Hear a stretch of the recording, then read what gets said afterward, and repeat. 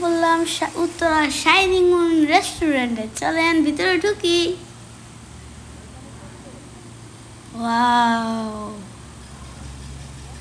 চলেন এবার রেস্টুরেন্টের ভিতরে ঢোকা যাক।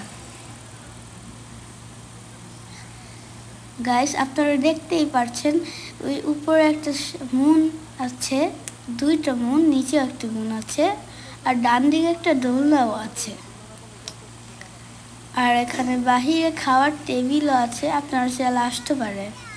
Uttara shining moon. তো এখন আমরা ভিতরে ঢুকলাম। সামনে একটা আইসক্রিমের দোকান আছে, আর আশেপাশে খুবই খাবার দাবার আছে।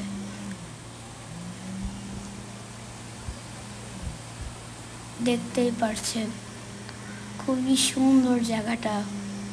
তো এখন আমরা দোতলায় উঠবো, আর আমিও দেখাবো যে আপনাদের দোতলাটা কেমন। তো চলেন উঠি। তো দেখেছেন খুবই সুন্দর দোতলাটা, আর এখানে খুবই খাবার দাবার আছে, আমরা একটু পরে খাবো।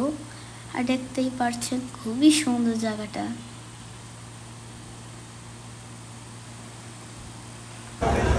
তো গাইস, এখন আমরা খাওয়া দাওয়া করতে এসে বলেছি, এখানটায় খাওয়া দাওয়া করবো। আর আমি একটা জুস আর একটা বার্গার নিয়েছি। বাবা।